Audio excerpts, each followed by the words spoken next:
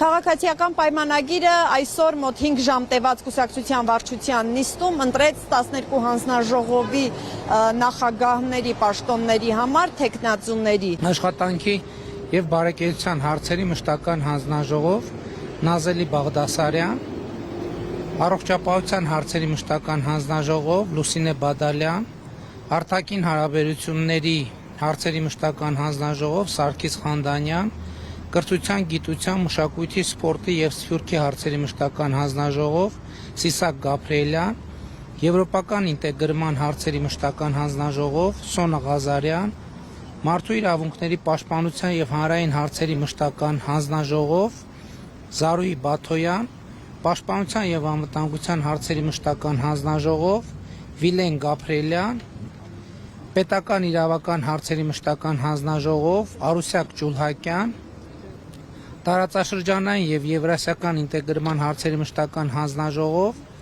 Տրդատ Սարգսյան, Տարածքային կառավարման եւ շրջակա միջավայրի պահպանության հարցերի մշտական հանձնաժողով Վահե Ղալումյան,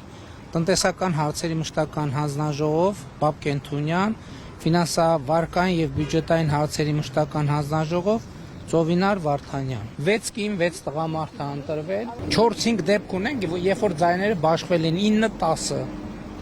այսինքն մի ձայնով է, մի ձայնի առավելությամբ ընտրվել։ Պաշտպանության հանձնաժողովի համար 2 փուլ է եղել, ինչպես հայտարարեց Նիկոլ Փաշինյանը, ընտրված թեկնածուն երկրորդ փուլով կուսակցության վարչության անդամներից Վիլեն Գաբրիելյանն է։ Սասուն Միքայելյանը պնդեց, թե թիմակիցներից նեղացած չէ։ Չէ, հա,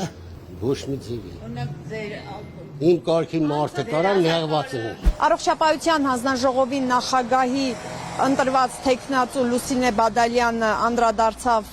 թե իր ընտրության, թե նաև այն հարցին, թե ինչու էր նախկինում հրաժարվում ղեկավարել այս հանձնաժողովը։ Ասեմ, ես հիմա էլ չէի առաջադրվի, եթե մեր խմբակցությունում, արդեն ձևավորվող խմբակցությունում որևէ բժիշկ կամ բուժաշխատող լիներ։ Այս անգամ էլ պարզապես որտեղ ես հասկացա, որ թերևս այդ 7 տարվա, հա 19 թվականից ես հանձնաժողովում եմ, ես ընթացքում հասցրել եմ եւ կրթությունը ստանալ եւ միևնույն ժամանակ մի քանի տարի էլ եղել եմ նախագահի տեղակալ եւ շատ անպատասխանատու մոտեցում կլինի, եթե չառաջադրվի։ Եվրաինտեգրման հանձնաժողովի համար առաջադրված էին 2 թեկնածու, Արման Եղոյանը, որը 8-րդ գումարման խորհրդարանում ղեկավարել է այս հանձնաժողովը, եւ պատգամավոր Սոնա Ղազարյանը։ Տիկին Ղազարյանն է ընտրվել, ոչ թե վարչությունը ինչ-որ մեկին չի ընտրում, այլ վարչությունը մեկին ընտրում է։ Քանի որ ամեն վարչության անդամ ունի իր սուբյեկտիվ դիրքորոշումը, այս կամ այն պաշտոնում էական չէ, որ ինչպես է առաջնորդվում, ես կամ պարոն Եղան չեն կարող մեկնաբանել, թե ձայների բաշխվածությունը ինչի արդյունքում է տեղի ունեցել։ Արտաքին հարաբերությունների հանձնաժողովի նախագահի պաշտոնի համար առաջադրվել էր Սարգիս Խանդանյանը, որը նաև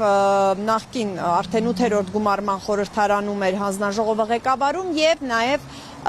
պատգամավորներից Տաթևիկ Գասպարյանը։ Շնորհակալ եմ այդ գնահատանքի համար, կարծում եմ իմ վերջ տարիների աշխատանքը այս կերպ նաև գնահատվում է։ Այս ընտրությունը չի նշանակում, որ նշված բոլոր անձինք կընտրվեն հանձնաժողովի նախագահ։ Թե կոնկրետ այս հանձնաժողովներից, որոնցում քաղաքացիական պայմանագիրը նախագահներ ունենալու հնարավորություն կունենա եւ որոնք կանցնեն ընդդիմությանը, պարզ կդառնա արդեն առաջիկա օրերին, երբ մեկնարկի 9-րդ գումարման ազգային ժողովի աշխատանքը։